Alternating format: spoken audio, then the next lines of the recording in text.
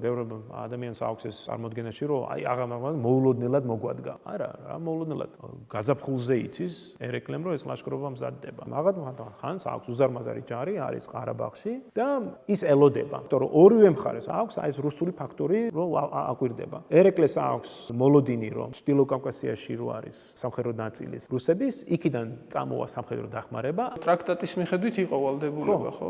კი, და პრობლემა ხო ამ ტრაქტატის არის, რომ არ შესრულება იმ ვალდებულებას, რომლებიც რუსეთმა იკისრა. და აი 95 წელს მოლოდინი ის არის, რომ სიმბოლურადაც რომ შემოვიდეს რუსული ჯარი, ირანელები არ წავლენ იმ გამზაფრებაზე, რომელიც შეიძლება იმსხვერპლოს რუსეთის ჯარისკაცი და შემდეგ უკვე პრობლემა ექნება რუსეთთან. და აღამართმად ხანით ზორეთ აგვისტოს მიწურულამდე ელოდება ცნობებს და იმ ზაფხულს აგზავნის ელჩებს რუსეთში. აგვისტოს ბოლოს აცნობებენ, რომ ადგილობრივი რუსი მხედართმთავარი გუდოვიჩი არ სურს არანაირად რომ სიმბოლურადაც დაეხმაროს ერეკლეს. გუდოვიჩის მაგივრად ციციანოვი რო ყოფილიყო და რომ გაეგზავნა ასეული. იმ წელს მე დარწმუნებული ვარ, რომ შემოსევა არ იქნებოდა. რამდენად დამანგრეველი იყო აი ეგ შემოსევა? აბსოლუტურად დამანგრეველი.